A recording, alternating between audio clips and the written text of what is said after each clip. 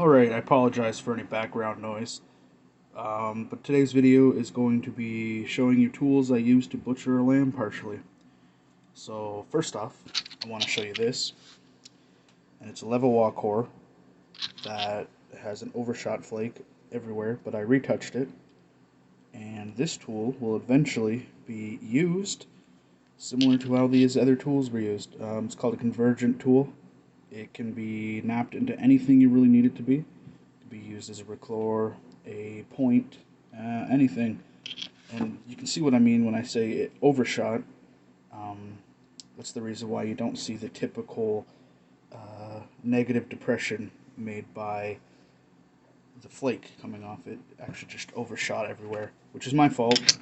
But this did happen to some Neanderthals, probably Neanderthals that were learning how to do this. So we'll sort of go left to right, I guess. This is a Reclawer. This is one of my oldest tools that I've used. This was used to scrape a partial lamb hide and a full bison hide. It's been resharpened about 10 times now, only on this side. I don't know the proper terminology, but on this side is the only side that's really been retouched. There's a few spots where you can see that I've taken flakes off to sort of give me more working edge. This tool probably has maybe 4 or 5 more retouches left in it before it will be retired and put in a display case. Alright, so that was a Reclawer. That's R-A-C-L-O-I-R. It's a French word. Basically just means side scraper. And here's what I mean by the depression, negative depression. This is a level walk core. You can see the negative flake where, so this is the nucleus, and this is the flake that came from the nucleus. So you can get the idea. It did shoot up here, but it's okay. And this was used for slicing. Sorry about that. This was used for slicing and getting around knee joints and all that. Next is a little Lavoie blade sent to me by Emil. Very appreciative of this. This was used for the initial, well, basically the first steps of butchering an animal, getting off the hide and everything. As you can see, very gunky, sort of retouched. I don't remember if he did the retouching or if I did. Well, this was a very helpful tool.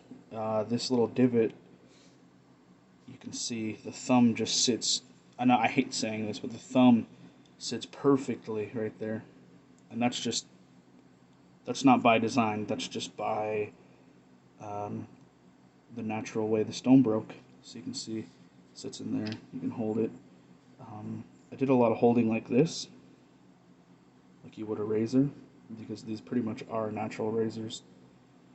This one will be retired, I won't be using this again.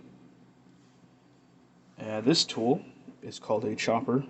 Now this wasn't very common in the Mousterian era, or really by Neanderthals, but they did occasionally make this. See, look at that, got lamb on me, wipe that off.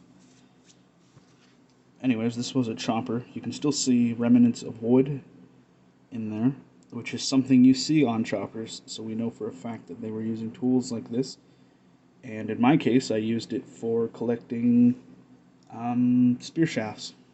So pretty cool to see that. This was retouched a bunch, and literally all you do is you just whack it there till you get the thing. Yeah, so pretty cool to see that. Not much to talk about.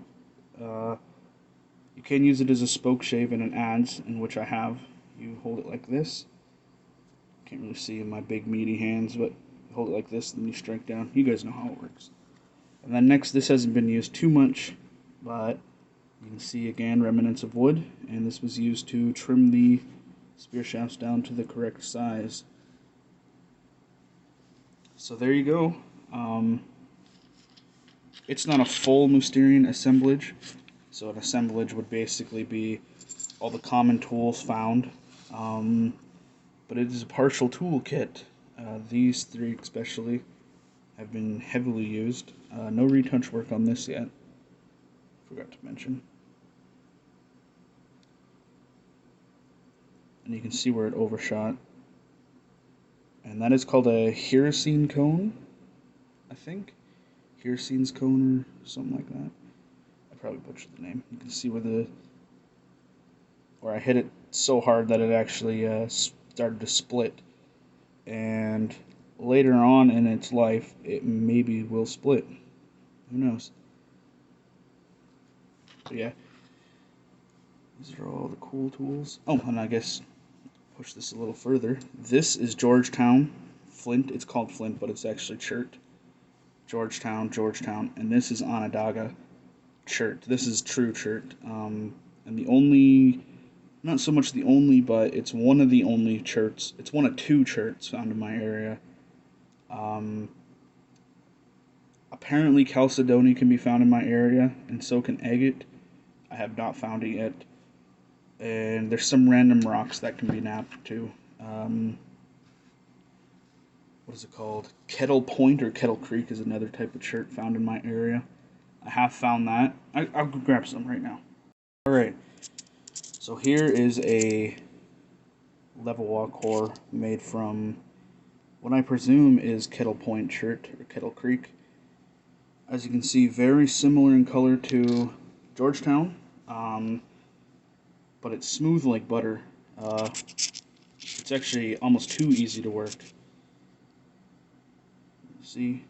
Now this is a very common size of level wall core, found in sites that weren't so permanent, so they were working with what they got at the time. And there's another one.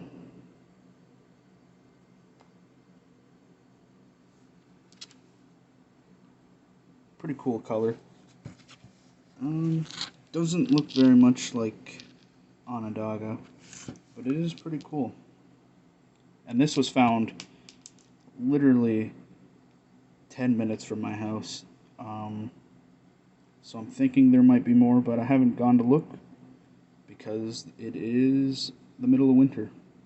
So yeah, thank you all so much for watching, and I will see you in the next one. Oh, actually, I should let you know now. The next video will sort of be a talking point, and I'll be answering the question of why did I choose the Neanderthals? I've been asked that question maybe 100 different times, so I figured I'd talk about it. And I think you'll like that video. So this has been your favorite Neanderthal, and I'll see you guys in the next one.